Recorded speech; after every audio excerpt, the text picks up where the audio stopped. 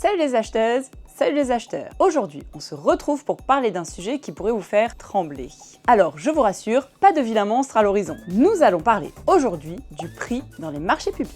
Et c'est le code de la commande publique qui impose de prévoir un prix ou équivalent dans chaque marché public. Alors, qu'est-ce que ça implique? Comment appréhender ce fameux prix? Installez-vous confortablement, on décortique tout ça ensemble aujourd'hui. Tout d'abord, comment procède-t-on au règlement du prix? L'option la plus simple, c'est bien sûr le classique, le paiement d'une somme d'argent. Hop, un virement bancaire et vous payez directement le titulaire. Mais savez-vous qu'il existe d'autres options? Vous pouvez renoncer à une redevance que vous auriez dû percevoir. Par exemple, une redevance d'occupation du domaine public. C'est un petit peu comme un cadeau fiscal. Plus étonnant, la rémunération en nature. Vous allez offrir des avantages à l'entreprise en cours de marché. Par exemple, vous pouvez lui donner un terrain constructible, des places de parking ou encore des ordinateurs en échange de sa prestation.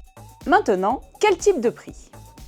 Vous devez retenir deux grandes familles de prix, les prix unitaires et les prix forfaitaires. Le prix forfaitaire, c'est le prix fixe, qui ne bouge pas. Si un entrepreneur vous propose de rénover une salle de classe pour 25 000 €, vous paierez, quoi qu'il arrive, 25 000 €, quelle que soit la quantité de peinture dont il a besoin par exemple. Ensuite, il y a le prix unitaire, qui dépend des quantités réellement exécutées. Par exemple, pour l'achat de manuels scolaires à 15 € l'unité. Si vous en achetez 100, le calcul est simple, vous paierez 1 500 €. On voit que j'ai eu 15 au bac en maths. Et tous ces prix peuvent être fermes, révisables ou actualisables, mais ça, nous l'avons déjà vu dans une précédente vidéo. Enfin, comment positionner le prix dans vos critères de sélection?